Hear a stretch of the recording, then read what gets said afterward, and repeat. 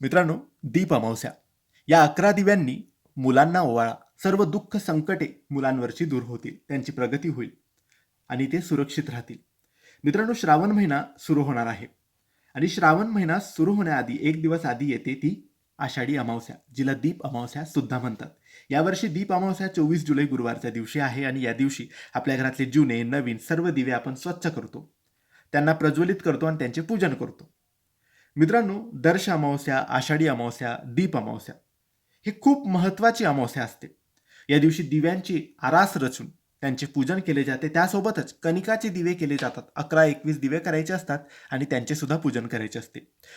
हेच 11 दिवे जे आपण करतो कणिकाचे, त्या दिव्यांनी आपण आपल्या मुलांना ओवाळायचे आहे. लहान असतील मोठे असतील सर्व मुलांना आपण एका जागी बसवायचं आहे आणि त्यांची ओवाळणी आपण करायची आहे.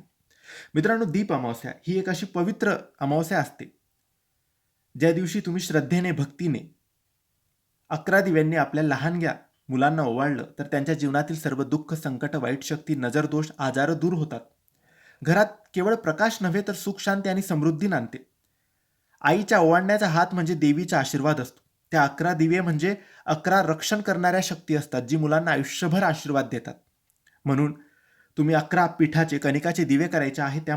त्यामध्ये शुद्ध तूप आणि कापसाचे वात टाकून त्यांना प्रज्वलित करायचे आहे. मुलांना बसवून त्यांच्यावरून दिवे 7 वेळेस ओवाळून घ्यायचे आहे, जसं आपण आरती ओवाळतो तसं. आणि त्यानंतर ते दिव्यांचे ताट देवघरात ठेवायचे आहे.